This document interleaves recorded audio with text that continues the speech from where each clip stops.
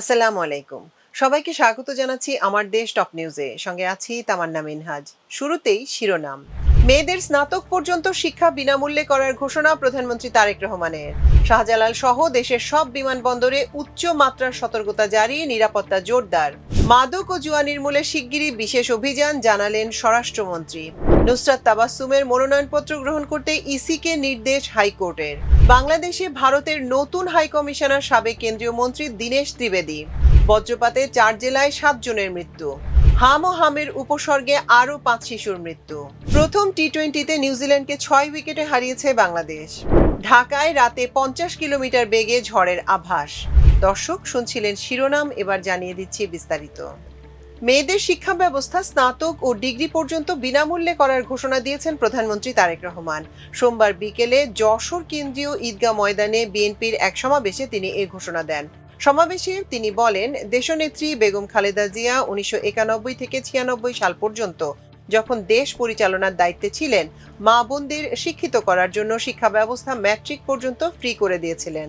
পরবর্তীতে দেশনেত্রী খালেদা জিয়া যখন 2001 থেকে 2006 পর্যন্ত ক্ষমতায় ছিলেন, তখন ইন্টারমিডিয়েট পর্যন্ত শিক্ষা ব্যবস্থা ফ্রি করে দিয়েছিলেন। তার অসমাপ্ত কাজ পূরণের লক্ষ্যে আমরা সিদ্ধান্ত নিয়েছি মেয়েদের শিক্ষা ব্যবস্থা স্নাতক ও ডিগ্রি পর্যন্ত বিনামূল্যে করব।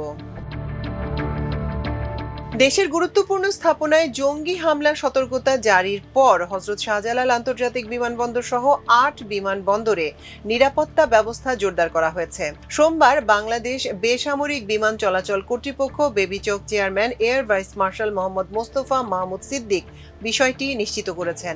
সংশ্লিষ্ট সূত্রগুলো জানিয়েছে, সাম্প্রতিক নিরাপত্তার ঝুঁকির পরিপ্রেক্ষিতে বিমানবন্দরগুলোতে নজরদারি বাড়ানো হয়েছে। বিশেষ করে হযরত শাহজালাল আন্তর্জাতিক বিমানবন্দরের গুরুত্বপূর্ণ প্রবেশপথ, টার্মিনাল এলাকা ও সংবেদনশীল স্থাপনাগুলোতে অতিরিক্ত নিরাপত্তা সদস্য মোতায়েন করা হয়েছে। সূত্র জানায়, পুলিশ সদর দপ্তর থেকে সতর্কতার চিঠি বিমানবন্দর কর্তৃপক্ষকেও দেওয়া হয়েছে। চিঠি পাওয়ার পরপরই বেসামরিক বিমান চলাচল কর্তৃপক্ষ উচ্চ মাত্রার সতর্কতা জারি করে। বিমানবন্দরে কর্মরত আইন শৃঙ্খলা বাহিনীর সব ইউনিটকে বিশেষ ব্যবস্থা নিতে নির্দেশ দেওয়া হয়। সূত্র আরও জানায়, বিমানবন্দরের বিভিন্ন গুরুত্বপূর্ণ স্থানকে ঘিরে জোরদার করা হয়েছে নিরাপত্তা। গোয়েন্দা নজরদারিও বাড়ানো হয়েছে। পোশাকে ও সাদা পোশাকে অতিরিক্ত সদস্য মোতায়েন করা হয়েছে। সব ধরনের নিরাপত্তা হুমকি বিবেচনা করে পূর্ণ নিরাপত্তা ব্যবস্থা নেওয়া হয়েছে। অ্যারাইভাল ও ডিপার্চার সব ক্ষেত্রে নিরাপত্তা তল্লাশিও জোরদার করা হয়েছে। কোনো কিছু অস্বাভাবিক দেখা মাত্রই দ্রুত রিপোর্ট করতে বলা হয়েছে। স্বরাষ্ট্রমন্ত্রী সালাউদ্দিন আহমেদ সংসদকে জানিয়েছেন, আগামী 30 এপ্রিলের পর থেকে সারা দেশে অনলাইন জুয়া ও মাদকের বিরুদ্ধে সমন্বিত অভিযান চালানো হবে। সোমবার বিকেলে সংসদ অধিবেশনে এক নোটিশের জবাবে তিনি এমনটা জানান। স্বরাষ্ট্রমন্ত্রী বলেন, নির্বাচনী প্রতিশ্রুতি অনুযায়ী যুব সমাজকে সুরক্ষিত রাখতে আগামী 30 এপ্রিলের পর থেকে অনলাইন জুয়া ও মাদক এবং সীসা লাউঞ্জের বিরুদ্ধে সমন্বিত অভিযান পরিচালনা করা হবে। যুব সমাজকে রক্ষায় এর কোনো বিকল্প নেই। তিনি বলেন, অবৈধ সীসা লাউঞ্জগুলো যাতে নাম ঠিকানা বদলে আবারও কার্যক্রম শুরু করতে না পারে, সেজন্য গোয়েন্দা নজরদারি জোরদার করা হয়েছে। সেই সঙ্গে সংশ্লিষ্টদের বিরুদ্ধে কঠোর আইনি ব্যবস্থা নেওয়ার কার্যক্রম অব্যাহত রয়েছে। এ সময় যুব সমাজকে রক্ষায় দেশে জুয়া, অনলাইন জুয়া ও মাদকের বিরুদ্ধে সরকারের জিরো টলারেন্স নীতির কথাও উল্লেখ করেন স্বরাষ্ট্রমন্ত্রী সালাউদ্দিন আহমেদ।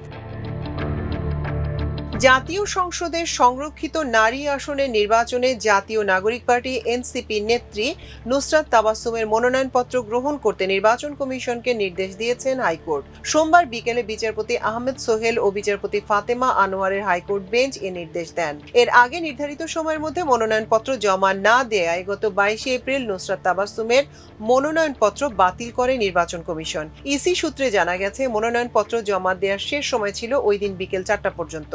তবে নুসরাত তাবাসসুম তার মনোনয়নপত্র জমা দেন বিকেল 4টা 19 মিনিটে। নির্ধারিত সময় অতিক্রম করায় কমিশন তার মনোনয়নপত্র বাতিল করে। বাংলাদেশের নতুন হাই কমিশনার হিসেবে বিজেপির নেতা দীনেশ ত্রিবেদীকে নিয়োগ দিয়েছে ভারত। সোমবার ভারতের পররাষ্ট্র মন্ত্রণালয়ের একটি সংবাদ বিজ্ঞপ্তিতে এ তথ্য জানানো হয়েছে। সেখানে বলা হয়েছে, খুব তাড়াতাড়ি দায়িত্বভার গ্রহণ করবেন তিনি। বাংলাদেশের বর্তমান দায়িত্বরত প্রণয় ভার্মার স্থলাভিষিক্ত হবেন দীনেশ ত্রিবেদী। গুজরাটে জন্ম হলেও পশ্চিমবঙ্গের সঙ্গে বরাবর তার ঘনিষ্ঠ যোগাযোগ রয়েছে। বর্তমানে বিজেপির নেতা হলেও অতীতে অল ইন্ডিয়া তৃণমূল কংগ্রেসের নেতা হিসেবে কেন্দ্রীয় মন্ত্রিসভায় দায়িত্ব পালন করেছিলেন তিনি। তৃণমূল কংগ্রেসের একজন প্রতিষ্ঠাতা সদস্য দীনেশ ত্রিবেদী। 2009 থেকে 2012 সালের মধ্যে তৃণমূল কংগ্রেসের নেতা হিসেবে তখনকার কংগ্রেস নেতৃত্বাধীন এনডিএ সরকারের প্রথম স্বাস্থ্য ও পরিবার কল্যাণ বিষয়ক প্রতিমন্ত্রী, পরে রেল মন্ত্রীর দায়িত্ব পালন করেন। 2021 সালে বিজেপিতে যোগ দেন তিনি। 2 বার লোকসভার সদস্য আর 3 বার রাজ্যসভার সদস্য ছিলেন দীনেশ ত্রিবেদী। নেত্রকোনা, সুনামগঞ্জ, হবিগঞ্জ ও নোয়াখালীতে বজ্রপাতে 7 জনের মৃত্যু হয়েছে। সোমবার সকাল 9:30 থেকে বেলা 2টার মধ্যে এসব ঘটনা ঘটে। সবচেয়ে বেশি 3 জনের মৃত্যু হয়েছে নেত্রকোনায়। এছাড়া 2 জনের মৃত্যু হয়েছে সুনামগঞ্জে, 1 জনের মৃত্যু হয়েছে হবিগঞ্জ ও নোয়াখালীতে। হাম ও হামের উপসর্গে দেশের আরো 5টি শিশু মারা গেছে। এর মধ্যে একটি শিশুর হাম শনাক্ত হয়েছিল। হামের উপসর্গ ছিল 4 শিশুর।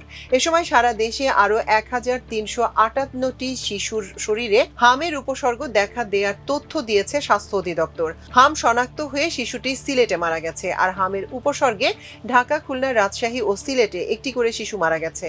সোমবার স্বাস্থ্য অধিদপ্তরের হাম বিষয়ক প্রতিবেদনে এসব তথ্য জানানো হয়। টি-20 সিরিজের প্রথম ম্যাচে নিউজিল্যান্ডকে 6 উইকেটে হারিয়েছে বাংলাদেশ। কিউইদের দেয়া 183 রানের টার্গেট 12 বল হাতে রেখেই টপকে যায় টাইগাররা। চট্টগ্রামের সাগরিকায় টসে হেরে ব্যাট করতে নেমে 6 উইকেটে 182 রান করে কিউইরা। জবাবে হৃদয়ের 27 বলে অপরাজিত 51 আর শামীম হোসেন পাটোয়ারির 13 বলে 31 রানের ক্যামিওতে ভর করে 2 ওভার বাকি থাকতেই 6 উইকেট জয় পায় বাংলাদেশ। ম্যাচ সেরা হন হৃদয়। ঢাকা ও পার্শ্ববর্তী এলাকায় রাতে ঘন্টায় 40 থেকে 50 কিলোমিটার বেগে ঝোড়ো হাওয়া প্রবাহিত হতে পারে বলে জানিয়েছে বাংলাদেশ আবহাওয়া অধিদপ্তর। সোমবার সন্ধ্যা 7টা থেকে পরবর্তী 6 ঘন্টার জন্য ঢাকা ও পার্শ্ববর্তী এলাকার আবহাওয়ার পূর্বাভাসে এ তথ্য জানিয়েছে আবহাওয়া অধিদপ্তর। পূর্বাভাসে বলা হয়, সন্ধ্যা 7টা থেকে পরবর্তী 6 ঘন্টায় ঢাকা ও পার্শ্ববর্তী এলাকার আকাশ আংশিক মেঘলা থেকে অস্থায়ীভাবে মেঘাচ্ছন্ন থাকতে পারে। এ সময় বৃষ্টি অথবা বজ্রসহ বৃষ্টি হতে পারে। এছাড়া দক্ষিণ বা দক্ষিণ পূর্ব দিক থেকে ঘন্টায় 10 থেকে 15 কিলোমিটার বেগে বাতাস প্রবাহিত হতে পারে এবং অস্থায়ীভাবে পশ্চিম বা উত্তর পশ্চিম দিক থেকে ঘন্টায় 40 থেকে 50 কিলোমিটার বেগে ঝোড়ো বাতাস বয়ে যেতে পারে। দর্শক, এই ছিল আমাদের আজকের টপ নিউজের আয়োজন। এতক্ষণ সঙ্গে থাকার জন্য অশেষ কৃতজ্ঞতা। আল্লাহ হাফেজ।